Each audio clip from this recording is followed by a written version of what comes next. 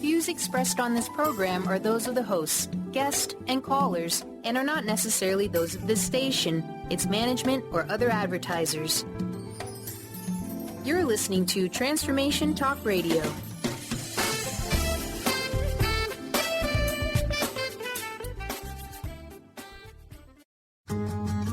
Welcome to Cultural Brilliance Radio with Claudette Rowley. Conversations that are transforming the world of culture and business. Claudette brings fresh, innovative perspectives that push the boundaries of what organizational cultures can and should be. Learn how to catalyze your organization's workforce into an authentic, intentional, financially successful culture. Hey, everybody, welcome. Yeah, we just played a whole new intro. And, for those of us out here, we're kind of wondering. I'm just sitting here and I'm thinking to myself, what just happened here? I was so not used to the brand new intro. And there we are. And it was amazing. Welcome, everybody. Welcome to the show. It is so great to be connecting with all of you. And I love introducing you to Claudette Rowley. And here's what we're talking about. This is her fabulous show. Cultural Brilliance Radio, the DNA of organizational excellence. My very special co-host, the founder, creator of Cultural Brilliance. It's something that is taking the business world by storm. And today, we get to talk about something that is so near and dear to those of us that have spent time in organization, and that is the word engagement. So what is it that Claudette is bringing to the forefront? Engagement. Harness your organization's emotional energy. Today, she is going to talk with us about emotional energy. What does it do? Does it drive and engage a workforce? How does it differ in a brilliantly engaged culture? And what about this emotional energy, which we so did not want to talk about for years and years and years? Today, she and I are going to talk about how emotional energy creates engagement and propels organizations forward to great success.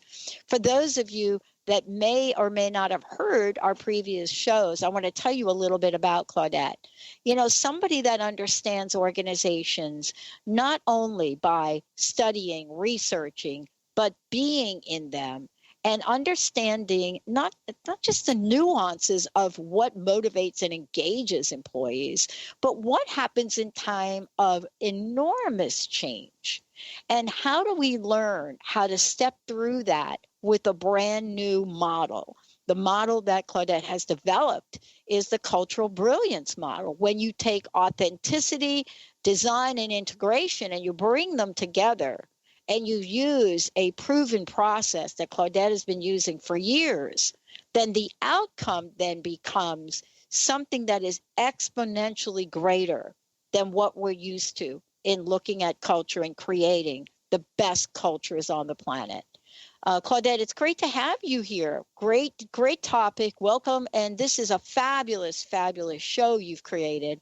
And this idea of engagement is so relevant in today's world. It's a great topic.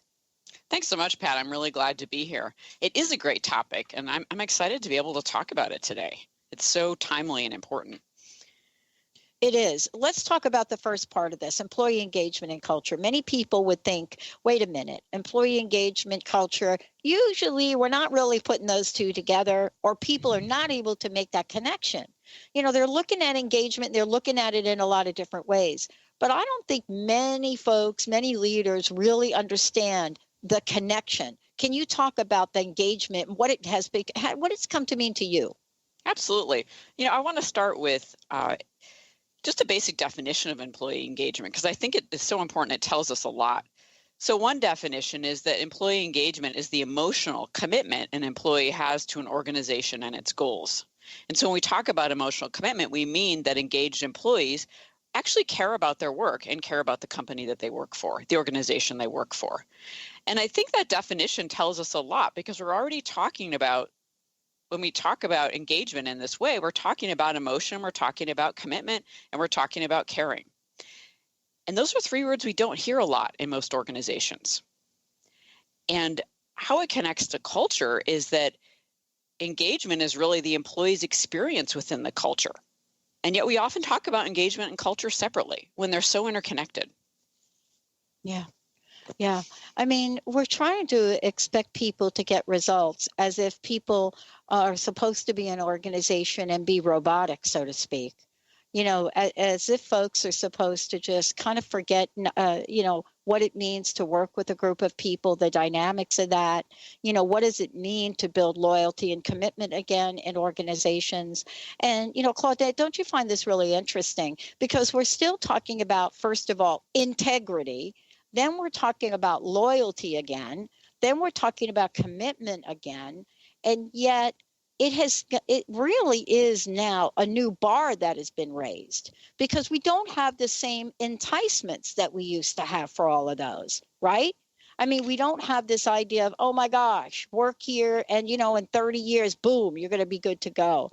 So it as itself raises an interesting whole new paradigm for people to look at. And isn't that what you're saying, though? This is a new dialogue about employee engagement. I think it is a new dialogue about employee engagement. And I often go into organizations and have to really talk with groups of people, leaders, teams, about the fact that emotion is part of a person's experience in an organization, which might sound really obvious. And because I still run into organizations where they don't want to acknowledge that we're human and have emotions while we're at work. And it should be all about productivity and how do we do things better and improve things, as opposed to realizing that everyone sitting around the table, everyone who's part of a particular team is sitting there with a set of emotions. And they may feel their integrity has been maligned in some way. They may feel that they're being loyal to a company, but a company is not being loyal back. So it speaks to these statistics that a lot of us have heard about from the Gallup research that talks about, 54% of employees in the U.S. are not engaged, and 17% are actively disengaged, which means they're working against an organization. Their unhappiness is showing in how they're interacting within an organization. What's your experience with this? Because I know that you and I have worked in organizations, and part of this is really looking at what is it today that really brings people alive, right? Employee engagement and culture, and we're looking at what brings people alive.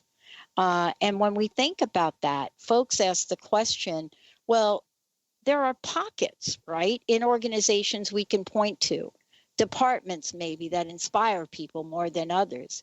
But we're really talking about engagement to harness your organization's emotional energy. So we're really talking about creating a culture of this. And I think that's where this is really different from the way that people have attempted to approach this before. What do you think?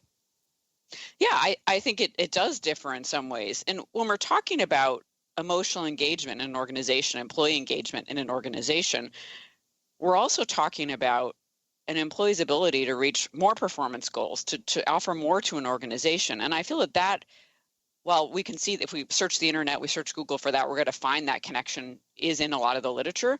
We don't hear organizations talking about it very much. Mm-hmm. It's almost as though employee engagement is this thing over here on the left that we talk about and work on, and then we have culture over on the right, and we might talk about that and we might work on it. And then we have productivity somewhere else, as though these things aren't all intimately connected and related. And I think that's part of how we're working to change the conversation. Yeah. And, let's talk about a brilliant culture for a minute and talk about what this really means, in terms of what you've created. We're not used to, people running around and being authentically concerned and really wanting to know what we're saying, what we're doing, how we are. We're just not used to that. And there's very good reason. Many folks have grown up in organizations that say, you know what, Claudette, do me a favor. Let's leave your emotions at the door. I don't know. Have you ever heard that? Absolutely. Can you imagine if we said that to our favorite football team for a minute right there? We would never say that. Yeah, no, we would never say that. We would never say that. But brilliant culture, though, asks us and invites us to do a few things differently, doesn't it? It really does. And, so your emotions are not left at the door, certainly. In a brilliant culture, we see employees are really engaged. And one of the reasons they are is because a brilliant culture is responsive to the needs of the people that are in the organization and outside of the organization in terms of customers and vendors and other people that are connected in. It's also responsive to the system, so within the organization. So it's easy for employees to be engaged because there's a give and take between the employee and the organization and the culture itself. And so it's much easier for people to be really emotionally committed because they don't feel like they're selling their souls when they go to work in some cases. Right. It's really interesting. When we're talking about this, and today's show is fabulous. For those of you just tuning in, this is Cultural Brilliance Radio, the DNA of organizational excellence with Claudette Rowley. And here we go. Today, we're talking about engagement. Harness your organization's emotional energy. Yeah, that's what it means. Harness. It doesn't mean, it means suppress. And that has been literally kind of the dynamic going on in organizations now for about a decade. Now, here we are, we're ready to get all fired up. We're ready to get all revved up. But what is that thing? What is called emotional energy? What is that? And why is that now so seriously important? Not only to honor it, but to cultivate it. Let's take a short break, everyone. This is really exciting. I love this. If you've ever been on a team in organizations and you had a great idea, and that idea was something fabulous that was going to create something new for the public or the customers, you're fired up about it. Then why do we want to suppress this? We'll be right back.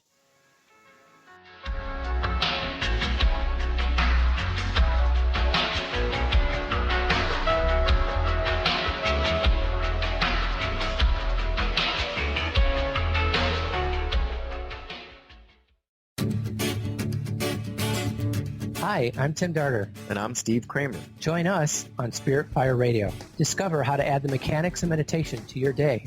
And watch yourself connect in a whole new way. Find the amazing moments in life's routines that often pass us by. Add to your awareness with Spirit Fire Radio. Tune in each Wednesday at 9 a.m. for your weekly guide to practical mindfulness. And to learn more, visit www.spiritfireradio.com.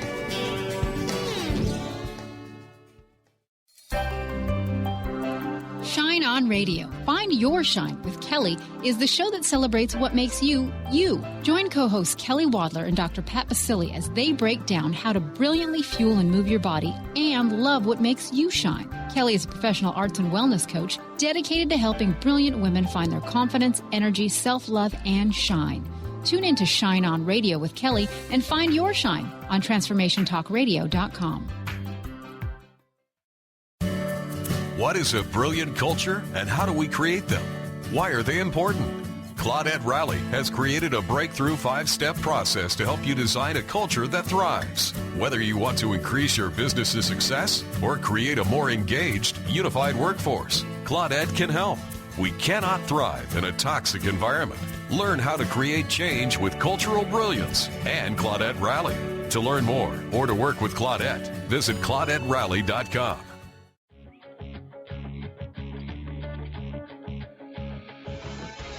Hi, this is Leslie Fontaine, and my show is Sheer Alchemy on TransformationTalkRadio.com. When we're bogged down with our emotions, the hardships that plague us in our relationships, at work, our finances, we literally can't see the higher plane where we could be operating from. Tune in to Leslie Fontaine, Sheer Alchemy on TransformationTalkRadio.com.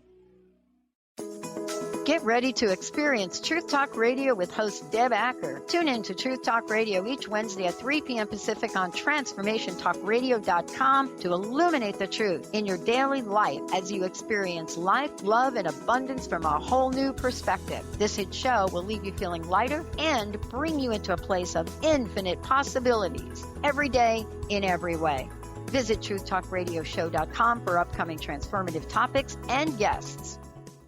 On the cutting edge of the new mainstream, Christine Upchurch is passionate about bringing together science, psychology, and spirituality in a way that can be applied to our everyday lives for true transformation. The Christine Upchurch Show, stellar conversations to illuminate your journey, engages some of the most outstanding visionaries on the planet in lively dialogue to inspire you to become that bright light you're meant to be. Join Christine every Friday at 11 a.m. Pacific Time on KKNW, AM 1150, and Transformation Talk Radio.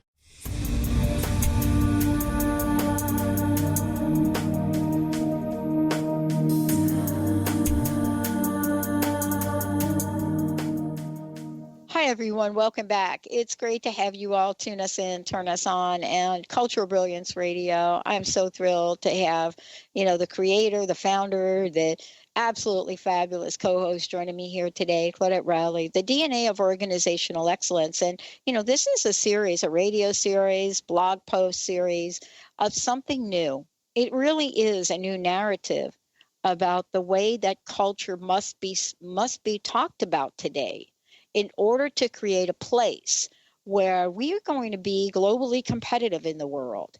And part of that is today's title and today's episode. What the topic is, what we're covering is engagement. Harness your organization's emotional energy. Claudette, before the break, I was talking about emotional energy, and, I kind of put this in contrast with what people have been sensing, for at least a decade.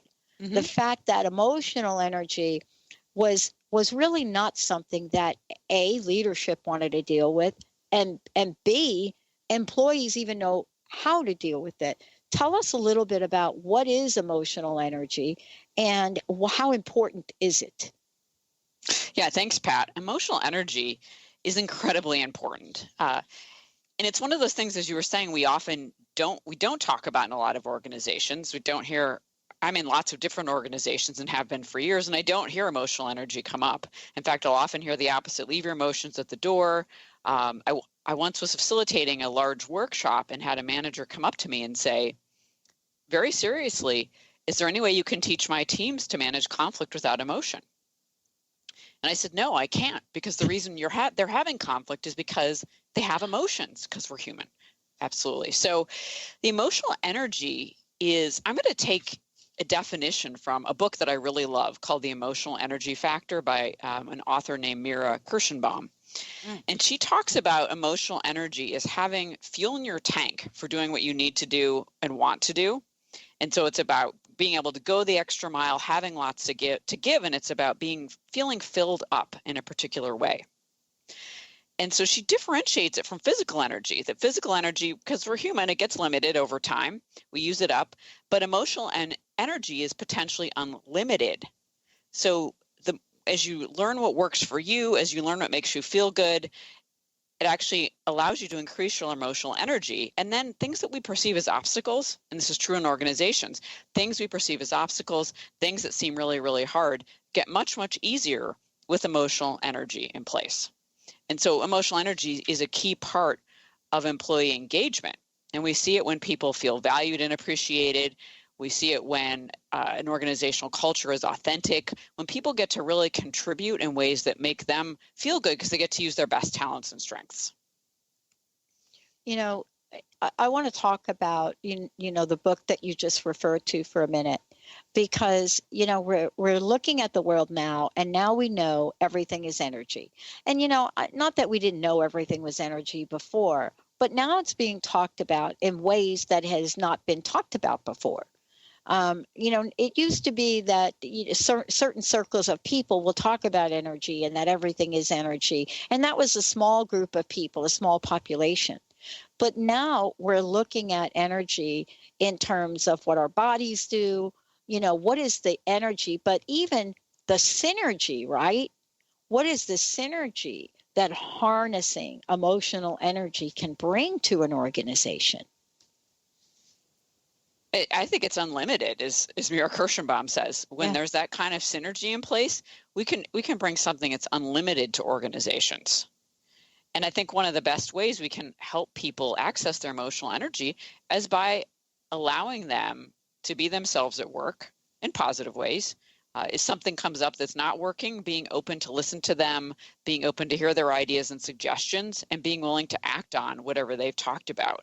And that's a big missing piece in organizations that I talk about a lot when I work with organizations on cultural brilliance and creating brilliant cultures is there trust? Can people tell the truth?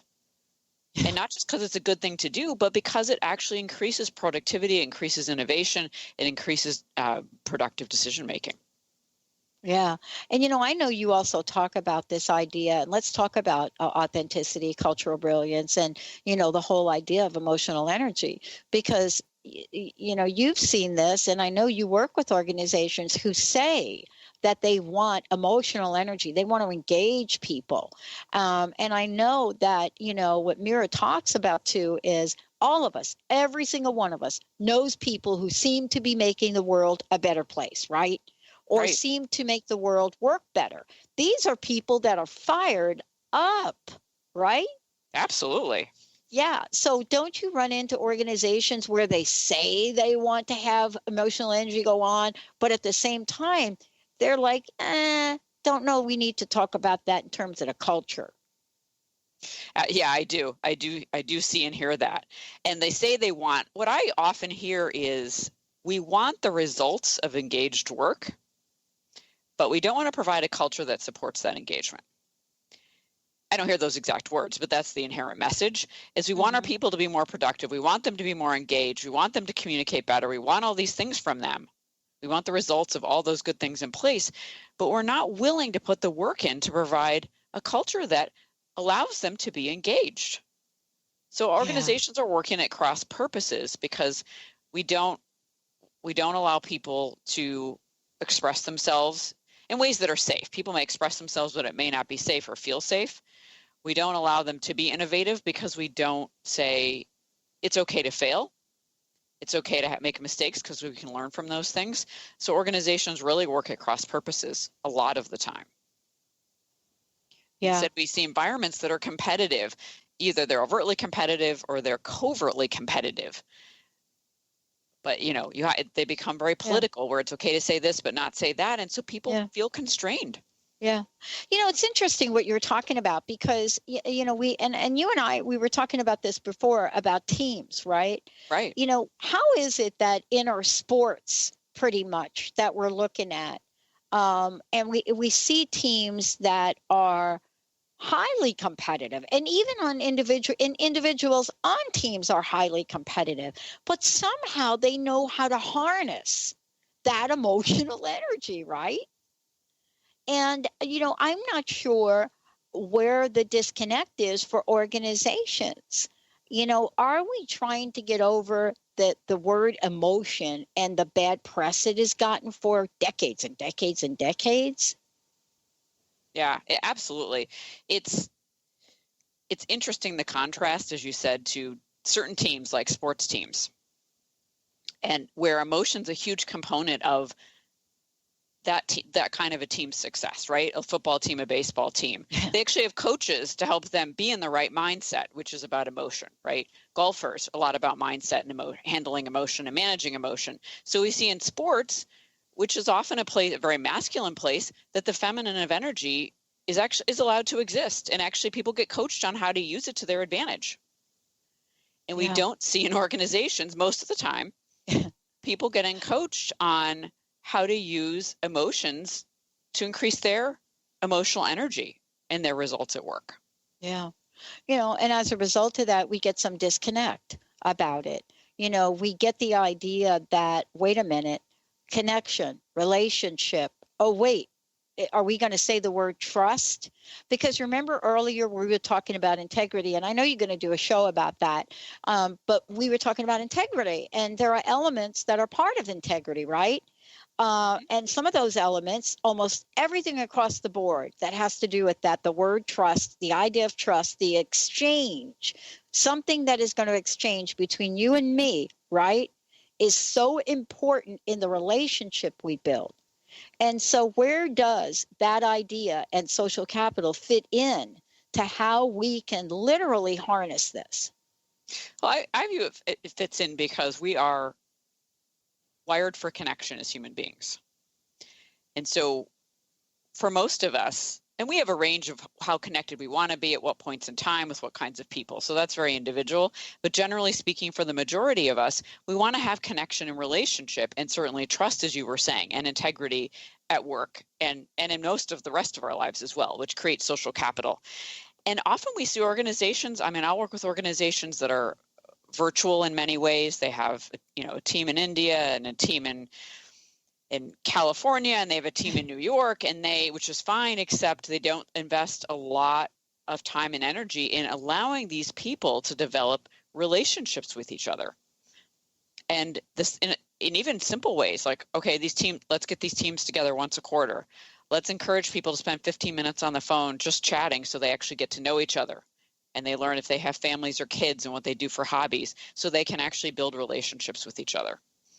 There was a really interesting study at MIT that was trying to figure out what configuration of team would be the best set of problem solvers for complicated, complex problems. And so one of the early assumptions in that study was that the smartest people, the people with the highest IQs, would be the best problem solvers. And in fact, they found something completely different. They found it was the folks on the teams that had the highest EQ, the highest emotional intelligence, and that had some diversity in terms of gender. I don't believe the study controlled for other types of diversity, just gender in this particular study. So it was an emotionally intelligent team with men and women on it, and that particular team was the absolute best problem solver of complicated situations. And what they took from it was that the reason they could solve complicated problems, even though they weren't technically the smartest people, was because they had relationships, and they could build relationships, and they could build trust, which allowed them to be safe and surface important ideas, debate important things with each other, have a conflict, share some crazy idea or outlier that no one else had thought of, and it allowed them to solve problems most effectively. Yeah. And, when we're looking at this information and these studies that are done, that usually when we're looking at studies are done because people are trying to fix something, solve something, or do something differently, right? They're Yes. trying to like, wait a minute, let me crack this nut open so I could see what's going on. Clearly, there is a need right now to look at what's going on in organizations and look at it in a way perhaps we've never done before. Don't you think that what's happening now in organizations is people are looking back and say that thing we did, the way we used to manage, the way we used to lead, you know what? That's just not working anymore. And this is part of what we'll talk about when we come back. I heard something really interesting again today, and it just talks to this in a very strange way. Google came out and announced again, those of you that are not going to change your websites and that you're not going to be responsive, they used to say, Claudette, we're just not going to key in on your keywords. Now the news is, hello, we're not even going to bring your website up. How is it? How is Google, as an organization that has seemed to be quite innovative, how is Google helping the rest of the world either join in, get on board, or is that a way to move a culture forward, whether it doesn't want to or not? Our vision as a technologically driven culture is what? Stay tuned. We'll be right back. Are you ready for this?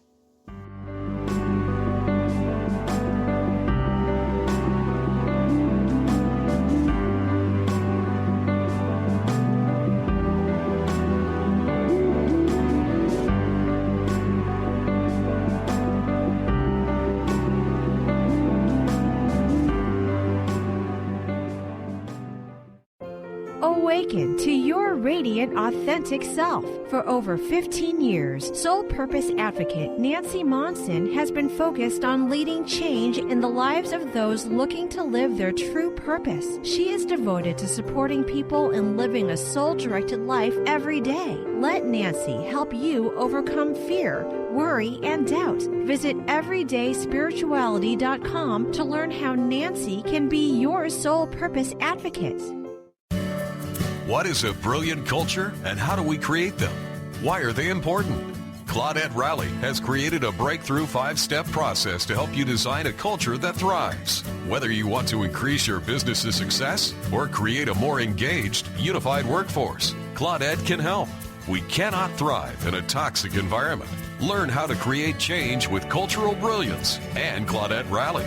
To learn more or to work with Claudette, visit ClaudetteRowley.com. Francine Vale is a being of light. She believes that all people of planet Earth are as well. As co-host of the Angel Healer radio show, Francine teaches you heart-centered ways to manifest healing on your own behalf and how to integrate love more fully into your daily life. Connect with your angels as you find your life flowing with ease and harmony. Walk the path of light with Francine and Dr. Pat Basili every month on TransformationTalkRadio.com. Tune in to the Angels and Answers Psychic Radio Show with clairvoyants Artie Hoffman and Sky Siegel every Thursday for a 2-hour show, 2 p.m. Pacific, 5 p.m. Eastern Time on Transformation Talk Radio. Artie and Sky deliver spiritual and motivational messages with passion and a sense of humor. Call in 800-930-2819 for live and on-air readings. Visit artiehoffman.com and skyofangels.com. Get ready to rid yourself of all that is weighing you down and holding you back from living the life you want for yourself. Coming Clean, The Art of Transparency with Catherine Moss is a hit show for women in recovery who are ready to live life on purpose. Tune in and let Catherine help you live your truth one day at a time. Live each Tuesday, 9 a.m. Pacific on TransformationTalkRadio.com. Have you ever tried to make lifestyle changes but had difficulty following through? Imagine what it would be like to get up each morning with energy, clarity, and motivation to tackle the day.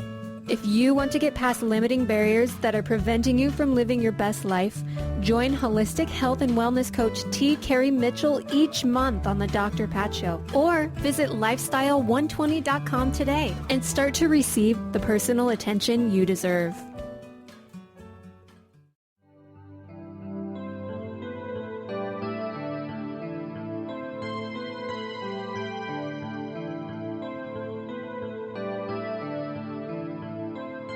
Welcome back. It's great to have you here. Cultural Brilliance Radio, the DNA of organizational excellence with Claudette Rowley. Claudette, let's take a minute and please tell folks how they can find out more about you. What's the best way to contact you if they want to find out more about your consulting services and business? Please share that with folks. Oh, thanks, Pat. I'd be happy to. So the best way to reach me is through my website, which is ClaudetteRowley.com. And my email and my phone number on there, and I'd love to talk to anybody who wants to reach out. I love it. This has been something you've created, and I think it's really important to just take a minute before we go to this next segment and talk about leaders that listen. You've been working with organizations and look at organizational culture in 3 ways: authenticity, design, and integration, right? Right. And when you do that, clearly communication is super, super important. But usually when we hear communication, people think, oh, that's me talking to you. But you have something that's even 10 times more important than that to share about creating this brilliant culture. Absolutely. How we can listen, right? How leaders can listen. How we can listen to each other. I'm sorry, I didn't mean to laugh right there. Yeah, one of the things I have noticed is that there are a few things that drive disengagement faster than people not feeling listened to. It's demotivating, it's demoralizing. It makes many people shut down, or they get angry, or have a whole host of reactions we really don't want them to be having, and we certainly don't want to feel ourselves. So listening is a really foundational element of employee engagement, of harnessing emotional energy, and it's definitely of creating a brilliant culture. It's huge. You really can't move forward without listening. Yeah. And, it's fascinating about this. When we go look at, we go online and we look for new ideas about how people are talking about this. I was really struck by this, in looking at how people are talking about engagement, whether it's individual performance and emotional intelligence or organizational performance and organizational engagement. What's really interesting is when they look at individuals, they're really pointing to this emotional intelligence thing. But when they're looking at organizations, they're looking at some kind of word they call organizational engagement. But not many of the models at all really dig in to the parts of communication that are important. I found one bit of information that said, am I informed and do they listen? Talking about priorities that drive engagement. But where is it that we can talk about and say to our leaders, listening is so important that if it's not done well, it leads to any different point of cultural breakdown, trust breakdown, commitment breakdown. I mean, even something as hearing something somebody says and then misunderstanding it can cause an enormous conflict, right? So isn't this the part of cultural brilliance that if we don't get this thing right, certainly disaster can break out? It absolutely can. And even when a misunderstanding doesn't lead to conflict, we can see the domino effect where it leads to a series of actions that end up not making any sense or causing people to have to go back and rework everything simply because one person very honestly misunderstood another. And it could have been someone wasn't communicating clearly or wasn't listening. Edgar Schein, who is one of the forefathers of organizational culture, has written a new book called Humble Inquiry, and is really talking now about this concept of humble leadership. And in it, his book, Humble Inquiry, is actually about asking leaders to ask questions versus telling people what to do and how that impacts culture. And that's huge. And when I run trainings and work in organizations on management skills and leadership skills, one of the key takeaways people report back is they realize they have to listen better. They have to work on their active listening skills. They realize they need to ask more questions.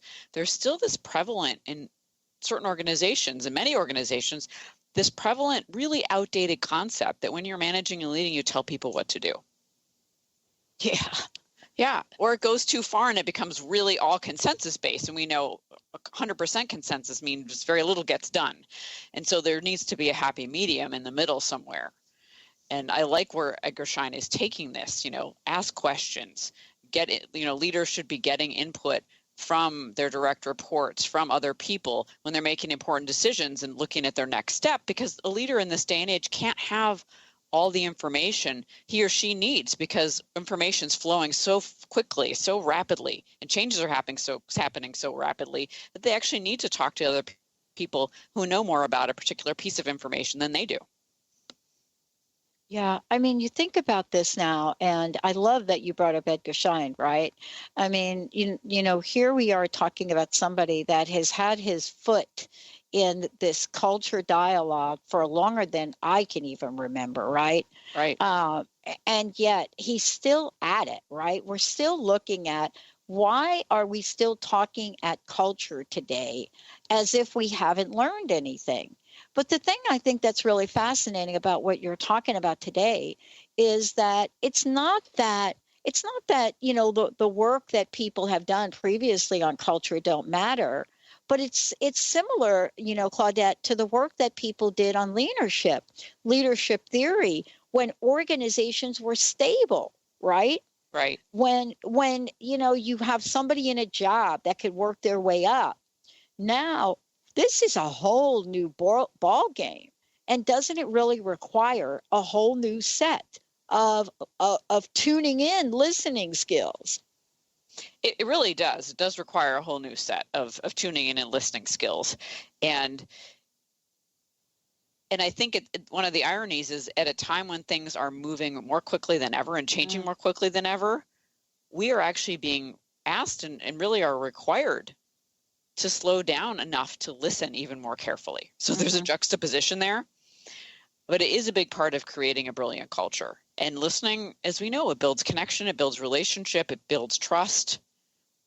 It's one of the basic tenets of negotiation, cooperative negotiation, is that we have to listen to what's important to other people.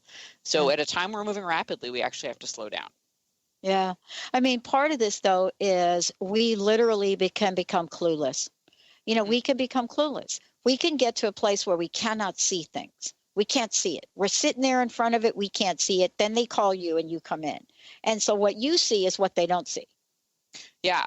Some organizations become what I call culture blind, or sometimes leaders have a bout of cultural blindness.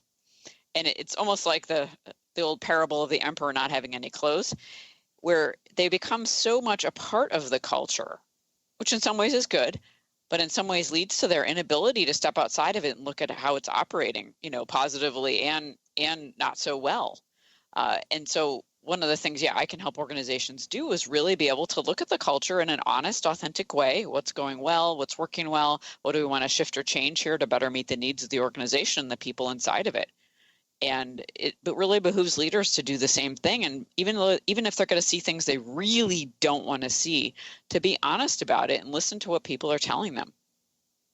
I love this.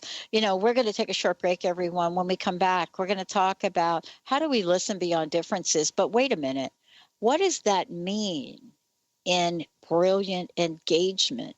What is the cornerstone that Claudette has opened our eyes to here and looking at that brilliant culture? Because it's hard not to see clearly when the organization truly does shine. Let's take a short break, everyone. When we come back, again, I'll make sure you have information about Claudette. Today's show is absolutely fabulous. Engagement. Harness your organization's emotional energy. And if you're thinking, I would love to do that and I don't know how, when we come back, we'll give you lots and lots and lots of information about Claudette. We'll be right back.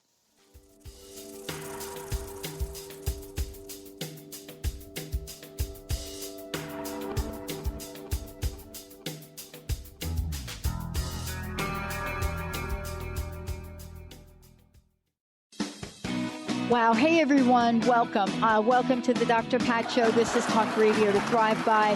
I'm telling you, I got to pinch myself some days because when each of us gets called to do something that we so not thought was in our wheelhouse to do for a purpose that's so much greater than us, we get to show up and shine. If you would like to show up and shine on the Dr. Pat Show as a co-host or sponsor, send us an email to inspire@thedrpatshow.com. Sky Siegel co-hosts one of today's most popular psychic shows, Angels and Answers, with Artie Hoffman, as she communicates healing messages from the spirit world. These messages can be astounding, enlightening, and life-changing. Born with the God-given talent of inner guidance and the amazing ability to heal, Sky has healed thousands of people. Schedule a reading with Sky now. Call 908-500-1474 and visit skyofangels.com. Get into it for 2016. Do you want more prosperity, clarity, energy, and balance in your life? Join Lynn Brown now for one of her amazing workshops, each focusing on a key part of living your best life. For more information and to register for one of these amazing workshops, visit lynnbrownevent.com. That's lynnbrownevent.com. And get into it this 2016 with Lynn Brown. What is a brilliant culture and how do we create them? Why are they important? Claudette Rowley has created a breakthrough 5-step process to help you design a culture that thrives. Whether you want to increase your business's success or create a more engaged, unified workforce, Claudette can help. We cannot thrive in a toxic environment. Learn how to create change with cultural brilliance and Claudette Rowley. To learn more or to work with Claudette, visit ClaudetteRowley.com. Are you ready to stop stress, anxiety, and low self-esteem from running your life? Join award-winning author Dr. Friedemann Schaub for Empowerment Radio and learn breakthrough solutions to switch out of survival mode and approach every day with great ease, joy, and purpose. Tune in the first and third Wednesday at 11 a.m. Pacific to Empowerment Radio with host Dr. Friedemann Schaub on Transformation Talk Radio. Visit thefearandanxietysolution.com to learn more. Holistic Medical Center is where you find it all. A healthy space with doctors who care, see, and listen to the whole you. Hi, this is Dr. Darvish. If you have not found an answer to your chronic symptoms, you will find answers here at Holistic Medical Center. Our doctors find the root cause of your symptoms and guide your body towards healing naturally. We transform lives from within. Visit drdarvish.com or call 425-451-0404.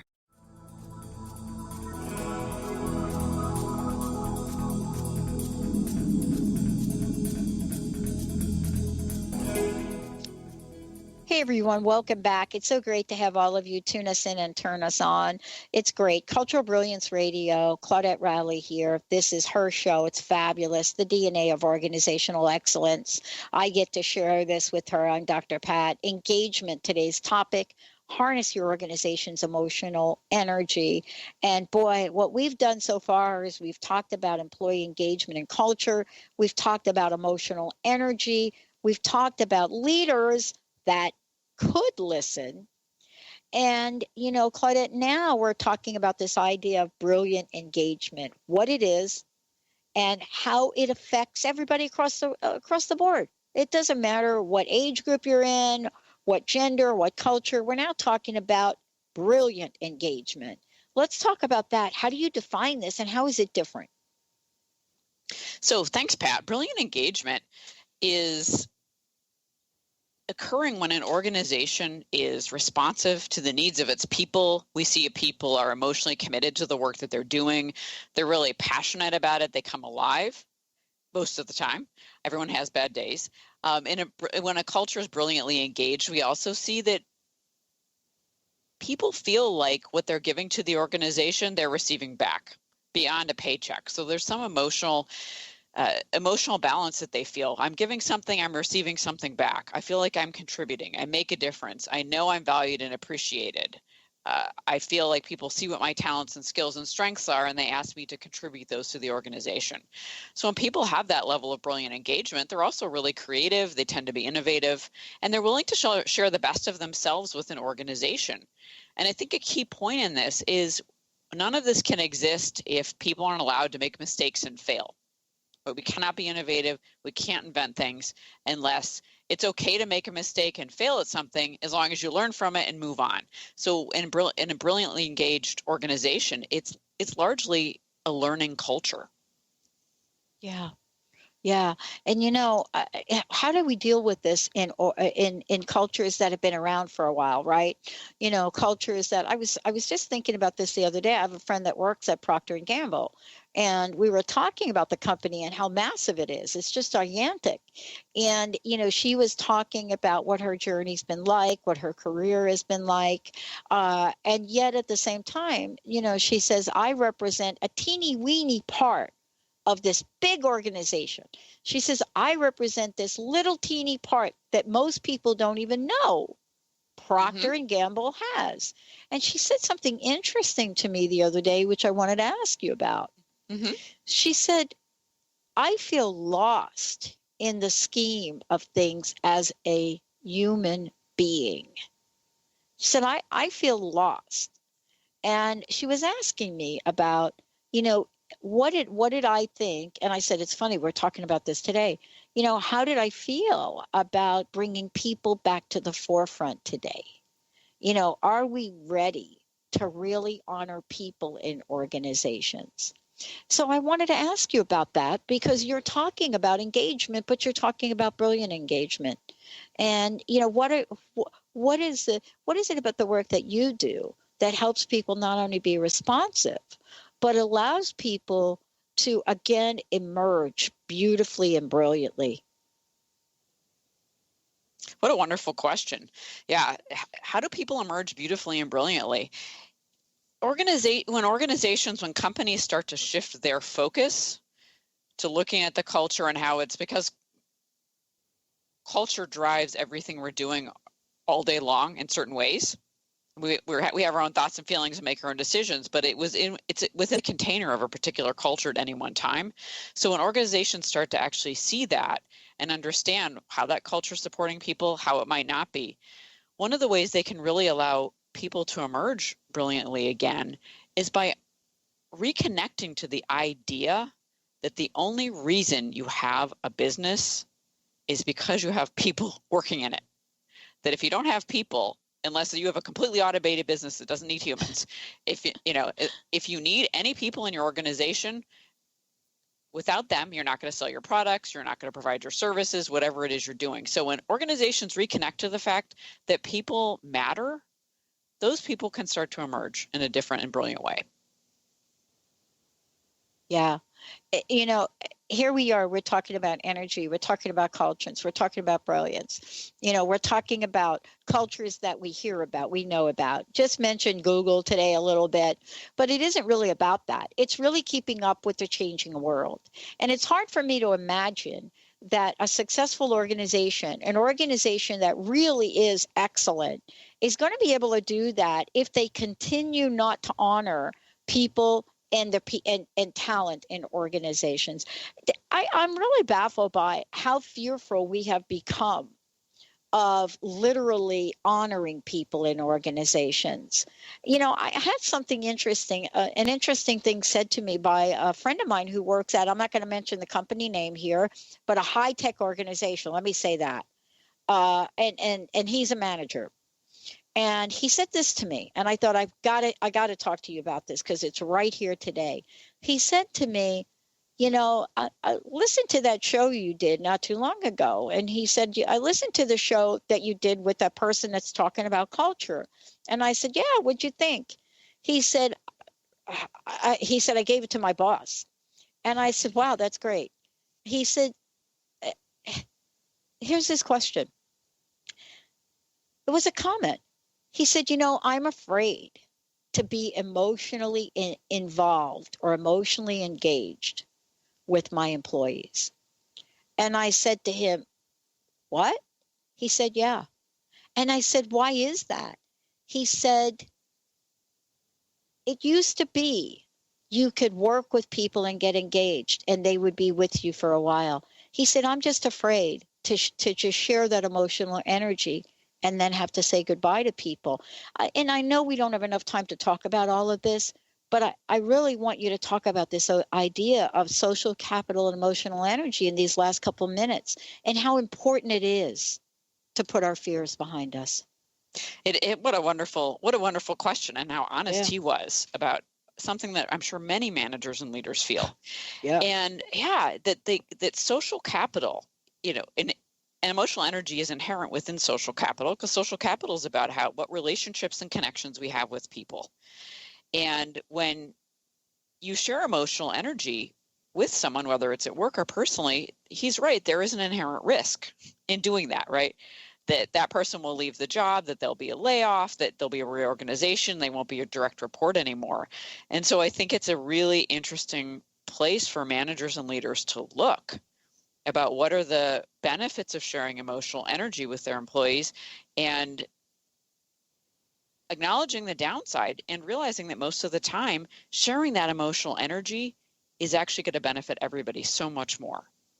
It'll benefit the business, it's going to benefit people and their relationships, and it's a huge part of social capital. And without our social capital, we literally can't work together effectively.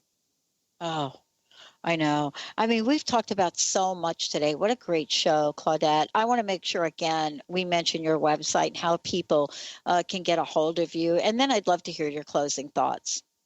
Thanks so much. So my website is claudetterowley.com. That's probably the best way to get a hold of me, email or phone, or through the website contact form. And closing thoughts are, I would encourage everybody listening to really think about what emotionally energizes you, personally and at work, because those two areas feed each other. And if you're a leader or manager listening, think about what energizes and engages your employees. How can you harness their emotional energy in positive ways? And if you walk around your organization or listen in on conference calls, notice where people are alive and passionate, and then find out why. What's making those people come alive? And then you'll start to tap in to some of the sources of emotional energy within your company. Wow, I love it. This is a great show. I want to thank you so much for today. We've talked about a lot. And I want to ask you your final thoughts. What would you like to leave us with? What's your personal message? My personal message is, remember that, as Peter Drucker says in the immortal words of Peter Drucker, culture eats strategy for breakfast. And so remember that culture, brilliant cultures, any kind of culture you have, are driving what happens on a day-to-day basis in your organization. Awesome. Claudette Rowley, everybody. And what I want to say is, please, please, please go to the website, ClaudetteRowley.com. And, we have lots more to come. It's a fabulous series. And, for the first time, we are now talking, thanks to Claudette, about culture, not just in the same old way, not in the tip of the iceberg way, but in an authentic way. All right, everybody, we'll see you next time. You've been listening to Cultural Brilliance Radio with Claudette Rowley. Conversations that are transforming the world of culture and business. You can download this podcast and find out more about Claudette and her breakthrough work at ClaudetteRowley.com.